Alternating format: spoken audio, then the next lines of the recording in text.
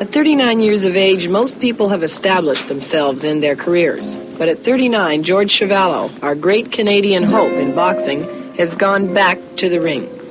Gone back to regain a title that he never lost in a fight, but lost because there were no fights. The Canadian Boxing Federation said that he was inactive. Chuvalo said no one ever challenged him.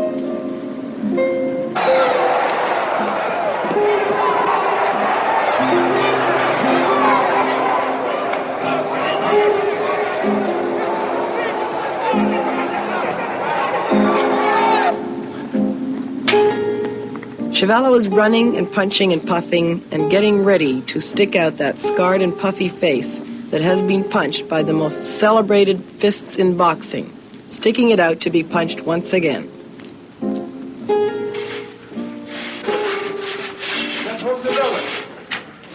The man he'll fight is Robert Pretty Boy Felstein. At 33 years of age, he is no young hotshot contender. But nevertheless, for $5,000, he'll try to do what no man in 97 professional fights has been able to do. He will try to knock out George Chuvalo. Nobody's ever knocked Chuvalo down, but if there's a possibility, I'll try. I'll be throwing the hardest punch I've ever thrown in my life in this fight. I said many years ago, you just put your right hand in your pocket and just use your left jab with George because he's a sucker for a left jab. But you're talking about a boxing. You can't fight with George. You'll have to box him to beat him. Chuvalo's motives in going for this fight are not clear. His lifelong manager, Irving Ungerman, would have nothing to do with this fight. Ungerman says that Chuvalo's too old to fight. Chuvalo points out, bitterly, that Ungerman would certainly have stuck around for a bout with a big-name contender, like in the old days. I'm going back in the ring at the age of 39 because I have a vendetta against the Canadian Boxing Federation. I feel I've been abused by the Canadian Boxing Federation because they never really stood up on my behalf internationally, especially with the British Boxing Board. I'm only one of many Canadians who have held the Canadian title, who have never had a crack at the British Empire title, especially since, in the last 40 years, since the 30s, since Larry Gaines, who was the last Canadian to ever hold the British Empire title. None of us have ever had a crack at it since then. Earl Walls, James G. Parker, Bob Felstein, myself, none of us have ever had a crack. And especially since all of us were ranked ahead of the British Empire champions in the world ratings. The Canadian Boxing Federation has never made a stand on our behalf. Now, internationally, they're pussycats, but domestically, they try to be tough guys. They have a meeting once a year, and they said, well, George Chuvalo has to defend the title for about a year or so. Forgetting the fact that nobody has ever challenged me. Nobody has wanted to fight me.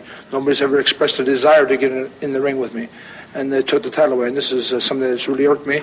And actually, I have to take that back. Bobby Felstein did say he wanted to fight me about 6 months prior to them taking the title away. Nick Zubre wanted to put on the fight in Edmonton, which is the home of the Canadian Boxing Federation's president, Ron Hayter, which just shows how stupid it is.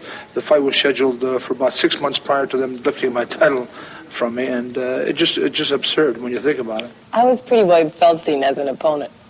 When I think of Bobby Felstein, he's the epitome of a guy wanting to survive. That's all he can think of in terms of this fight, is trying to go 12 rounds and perhaps steal a decision some which way. But his only hope is to get out of there quick and get knocked out very cleanly and get out, because otherwise if he sticks around for a while, he's going to get hurt badly, I feel. I'm just going to annihilate him. He's the kind of guy I love to fight. He's the right height. He's a tall guy. He's taller than I am. He's a fairly heavy fella, but he doesn't move that well. And he's the kind of fella I can maneuver. I can keep him on the ropes. I can keep him away from the center of the ring.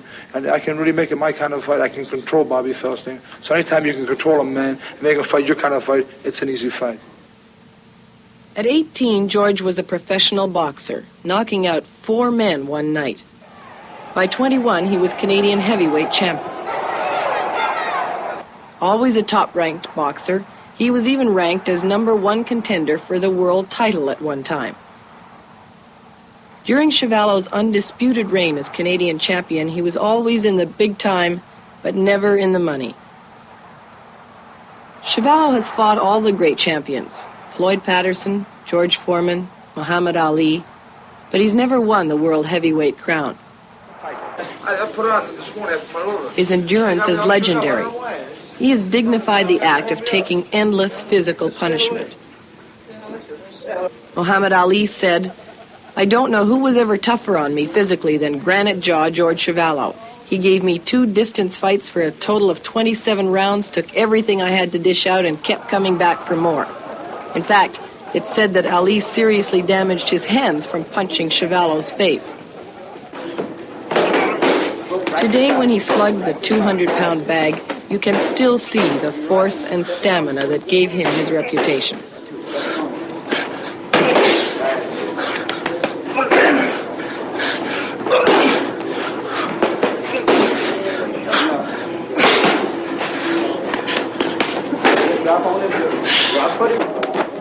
When you watch him skip rope, you see the lightness of a dancer, not the plodding of a punched-out bum.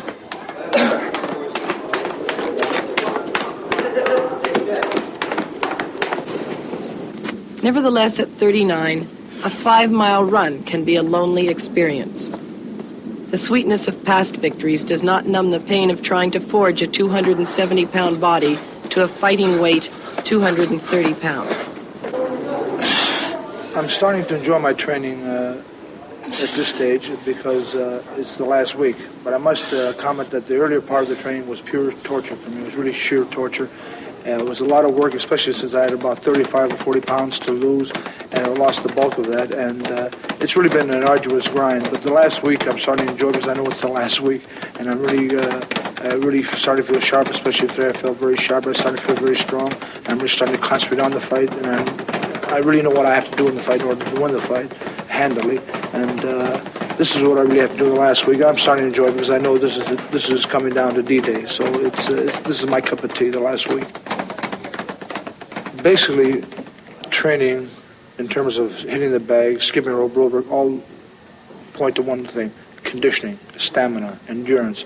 And this is what I need primarily in this fight. As long as I have my stamina together, as long as I'm able to go at a good, fast, hard pace, this fight will be no problem for me at all. Chuvalo is a highly complex man. He's chronically late. People say of him that he is sensitive, stubborn, sentimental, and strong. He's gentle, clever, and soft-spoken.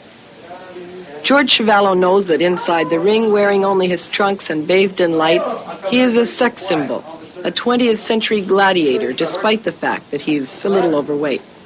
Clearly, he is an individual who cannot bear the manipulation of his destiny, particularly by people like Ron Hayter of the Canadian Boxing Federation, who wiped out his title with a bureaucratic strike of his pen.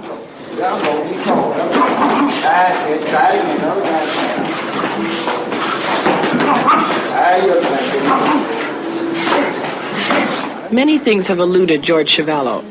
The world heavyweight title, the British Empire crown, but never pride. And so, for $10,000, Chuvalo will again step into the ring to fight for pride and not for money. And like Rocky from the motion picture, George Chuvalo doesn't want to be the world heavyweight champ necessarily. He just wants to be a contender. In George's terms, that means Canadian champ. But for George Chuvalo, this is his last stand.